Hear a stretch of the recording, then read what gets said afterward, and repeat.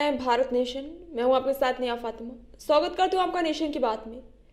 उत्तर प्रदेश के जनपद आजमगढ़ निवासी दीपक गुप्ता पुत्र बलिराम गुप्ता की संघर्ष भरी कहानी आंखों में आंसू ला देती है। आपको बता दें कि नगर लालगंज ठाकुर द्वारा मंदिर के बगल के निवासी दीपक की 12वीं तक की पढ़ाई श्री कृष्ण गीता राष्ट्रीय इंटर कॉलेज लालगंज में हुई। आगे की पढ़ाई करने प्रयागराज पहुंचे दीपक ने बीएससी और एमएससी गणित से करने के बाद तैयारी में जुट गए। घर की आर्थिक स्थिति सही नहीं होते हुए भी जो पैसा घर से मिलता था पढ़ाई जारी रखी। कुछ समय बाद कोचिंग पढ़ाकर दीपक अपना गुजारा इलाहाबाद में करने लगे और एक समय ऐसा आया कि घर का पिता ज़्यादा बीमार हो गए और दीपक आईसीयू से पिता का इलाज कराते समय केंद्र सरकार द्वारा आयोजित परीक्षा एकलव्य मॉडल रेजिडेंशियल स्कूल की आयोजित परीक्षा में फॉर्म डालकर हॉस्पिटल से ही परीक्षा देने पहुंचे। अब क्या परिणाम आते ही दीपक के पूरे परिवार की आंखों में खुशी के आंसू आ गए थे। आपको बता दें कि दीपक गुप्ता का ईएमआरएस पीजीटी मैथ लेक्चरर के पद पर चयन हुआ था। एकलव्य मॉडल रेजिडेंसी जनपद के लालगंज नगर में। और आपको मैं दिखाना चाहूँगा कि लालगंज नगर में एक परिवार है जिसकी बहुत संघर्ष की कहानी रही है और हमारे बगल में मौजूद है इनका इस परिवार के लाल इनका चयन जो है लेक्चरर के पद पे हुआ है। तो आइए जानते हैं इनसे इनका नाम क्या है और इनके संघर्ष की कहानी क्या रही है, तो जानने का प्रयास करते हैं। तो सर नमस्कार। जी सर नमस्कार। शुभ नाम क्या है? सर मेरा नाम दीपक गुप्ता है। तो सर नगर में बहुत खुशी का माहौल है, आपके परिवार में खुशी का माहौल है। क्या ऐसा हुआ है, कहाँ चयन हो गया, जिससे किस पद पे आपका चयन हुआ? थोड़ा अपने बारे में बताएं कि कहाँ आपका चयन हुआ, किस परीक्षा में आपका चयन हुआ है, जिससे नगर वासियों को प्लस परिवार वासियों को खुशी है। मीडिया भी जहाँ से पता चला मीडिया भी आपके दरवाजे पहुँची, तो बताएं सर जो है कहाँ चयन? सर मेरा चयन जो है एकलव्य मॉडल रेजिडेंसी स्कूल है जिसको कि ईएमआरएस बोलते हैं, वहाँ पे लेक्चरर पद पे पीजीटी पोस्ट पे मेरा जो है सिलेक्शन हुआ है जी। और बाकी ये मैं यहीं से पढ़ा हुआ 12th तक मैंने यहीं पे इंटर श्री कृष्ण गीता राष्ट्रीय इंटर कॉलेज से पढ़ाई की हुई है। और उसके बाद मेरा इंटर्न जो है इलाहाबाद यूनिवर्सिटी के लिए निकल गया था बीएससी के लिए। फिर वहाँ से मेरी बीएससी और एमएससी हुआ है और वहीं से फिर मैंने बीएड किया था। उसके बाद से मैं 2-3-4 सालों से तैयारियों में लगा हुआ था, तो उसके बाद मेरा जो है इस पोस्ट पर चयन हुआ है। तो इसके पहले जो है सर कहाँ रहते हैं? मैं इलाहाबाद रहता हूँ। इलाहाबाद में रह कर प्रतियोगी परीक्षा की तैयारी करता था। तो कैसे जो है पढ़ाई का खर्च, जैसे पारिवारिक स्थिति सही नहीं है, कैसे खर्च वहन कर पाते? सर अभी जब तक मैं यूनिवर्सिटी में था तब तक तो मैंने घर से ही पूरा खर्चा लिया था। उसके बाद धीरे धीरे शुरुआत है कि थोड़ा बहुत ट्यूशन पढ़ा के मैंने अपना खर्चा मेंटेन करने की कोशिश किया था। उसके बाद धीरे धीरे इधर 2-3 सालों से मैं पूरी तरीके से अपना खर्चा निकाल रहा था। तो जैसा आपको बताना चाहेंगे कि बहुत ही संघर्षमय कहानी है कि खुद जो है ट्यूशन पढ़ा के भैया जो है दूसरे बच्चों को ट्यूशन पढ़ा के खर्च निकाल के अपने भी साथ में पढ़ाई, परिवार जितना सपोर्ट कर पाया। परिवार माता पिता हमारे पीछे पिता हैं, बीमार हैं बहुत दिनों से। तो सर जब आपने माताजी कुछ बता रही थी कि जब पिताजी बीमार थे उस समय आपने क्या सिचुएशन रही होगी, क्या संघर्ष रहा होगा?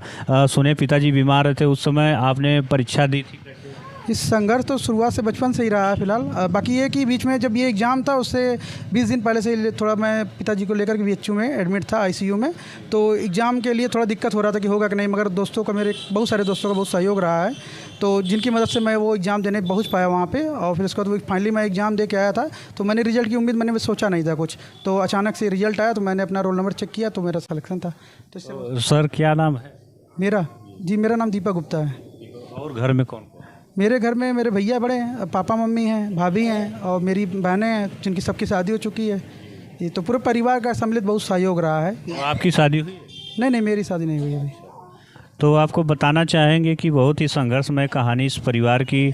पिता अभी भी पूरी तरह से सही नहीं हुए हैं, बीमार हैं, लेकिन जो है हौसला नहीं हारे जो है भैया, और इनके संघर्ष की कहानी जो है इतिहास के पन्नों में दर्ज होगी। आपको बताना चाहेंगे सर, एक थोड़ा जानकारी दें हमारे दर्शकों को कि ये जो बोर्ड परीक्षा कराया है ख़ास तौर से मालूम चला है कि ये बोर्ड जो है आदिवासी बच्चों के लिए, क्या कुछ जानकारी? जी सर, मुझे इतनी जानकारी है कि ये ट्राइबल एरियाज़ के जो बच्चे हैं ये उनके लिए स्पेशली स्कूल बनाए गए हैं यहाँ पे विद्यालय। तो ये एक अभी पहली बार इसका एग्ज़ाम भी हुआ है, जैसे सेम है JNBS और KBS वाले जो पद्धति होते हैं। तो अभी तक तो ये पता है कि ये सेम बेस एकदम सेम बात है, और ऑल इंडिया मुझे कहीं भी पोस्टिंग मिल सकती है सेंट्रल गवर्नमेंट का। हाँ, सेंट्रल गवर्नमेंट का। जी, मिनिस्ट्री ऑफ ट्राइबल एरियाज की, ट्राइबल अफेयर्स वाली मिनिस्ट्री, उसके अंतर्गत है। तो माता जी क्या कहेंगी, बेटे का चयन सीधा केंद्र सरकार की नौकरी में हुआ है, माँ के आंसू रुकने का नाम नहीं, क्या कहेंगी? खुश है? खुश है? देखिए, परिवार की संघर्षमय कहानी है। गरीबी झेल रहा परिवार, बच्चे को पढ़ाया लिखाया और माँ के खुशी के आंसू छलक रहे हैं। पीछे हमारे पिताजी हैं, पिताजी से आप दर्शकों को मैं दिखाना चाहूँगा। पिताजी क्या कहेंगे? यह है कि हम लोगों का आशीर्वाद है इनके ऊपर, आशीर्वाद से हम लोग के ये आगे बढ़ गए हैं और हम लोगों का नाम भी रोशन हुआ है। तो जैसा हम लोगों मीडिया को जानकारी है कि आप गांव-गांव घूम एक दुकान भी चलाते थे, बर्तन का भी काम करते थे, बहुत सी आपने संघर्ष किया। इस संघर्ष से बेटे को अपना आशीर्वाद BSc MSc तक पढ़ाए हम लोग। इसके बाद तो ये अपने कोचिंग से थोड़ा थोड़ा पैसा कमा कर अपने पैर पे खड़ा हुए हैं और अपने संघर्ष से ये आगे बढ़े हैं और हम लोगों का आशीर्वाद इनके साथ है। तो पिताजी देखिए कितना हौसला, आज भी बीमार हैं लेकिन दर्शकों को बताना चाहेंगे कि हौसला अभी जो है बुलंद है, कि जैसा हो सका उन्होंने आर्थिक मदद की और बेटे को आज भी जो है कह रहे हैं कि आगे भी साथ देंगे। तो सर थोड़ा ये बताएं कि जैसे एक लेक्चरर के पद पे आपका चयन हुआ है, आदिवासी बच्चों को पढ़ाने का मौका मिलेगा आपको। आदिवासी बच्चों को, सामान्य एरिया के बच्चे तो खुद समझदार होते हैं, आदिवासी वनवासियों के बच्चे जो हैं उनको कुछ जानकारी नहीं है, कुपोषण के शिकार हैं। तो बहुत कुछ फेस करना पड़ेगा आपको आगे जब जाएंगे आप जो है स्कूलों में। तो क्या कहेंगे, बच्चों के लिए कुछ सोचा है आदिवासी? सर मैं यहाँ पे इलाहाबाद में रह करके मैंने बच्चों को पढ़ाने के लिए मेहनत की है। मैं पूरी कोशिश करूँगा कि उससे भी ज़्यादा मैं मेहनत वहाँ पे कर पाऊँ और मैं पूरे हर एक बच्चे को एक तरीके से समान मान करके मैं अपना पूरा प्रयास करूँगा। जितना ज़्यादा मुझसे हो सकेगा मैं बिल्कुल बात करूँगा, पूरा प्रयास करूँगा। मुझे इससे कोई मतलब नहीं कि कोई बच्चा आदिवासी है या कहाँ का है, तो मैं तो सारे बच्चे मेरे लिए एक समान है। मेरा प्रोफेशन ही ऐसा कि मैं वैसे भी मेरे लिए सारे बच्चे समान ही।